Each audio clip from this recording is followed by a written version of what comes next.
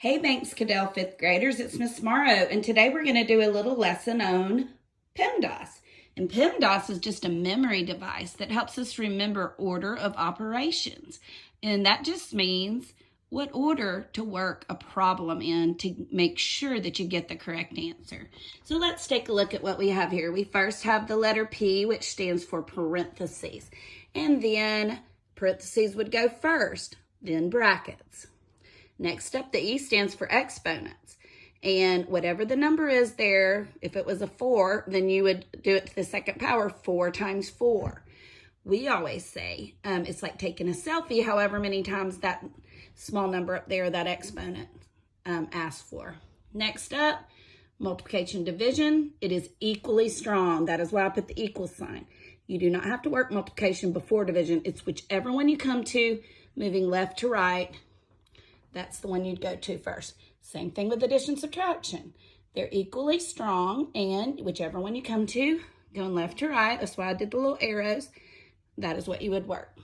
So here we have a problem that was actually some of our work from a couple weeks ago. And of course, I'm going to work the parentheses first because that's what Pemdas tells me to do. So I took 3 4/10 plus 2. And also we have 56 divided by 7 in the other set of parentheses.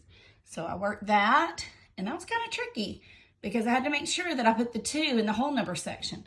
2 is a whole number in that problem. So I made sure that I did it correctly, and I put a decimal and a 0, and I added it up, and I got 5 4/10. Of course, we know that 56 divided by 7 is 8. So on the next layer of my problem, you see I've put those in place. There's the 5 4/10 minus 8. So next up, let's go left to right. Are there any more parentheses? No. Are there any exponents? No. Then we will work multiplication division left to right. Let's see what we come to first. It's going to be this problem.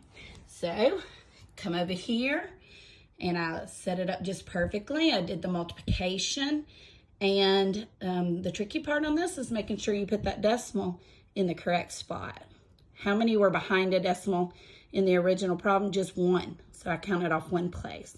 And that gave me 21 6/10. So the next layer of my problem is 21 6/10 minus 8. So I come over here, and once again, I had to make sure that I got that 8 over in that whole number section, not in the decimal section. And I subtracted it, and I got 13 6/10. So when I follow the recipe of Pemdas, I get my problem correct. And here it is, our answer, 13 6/10.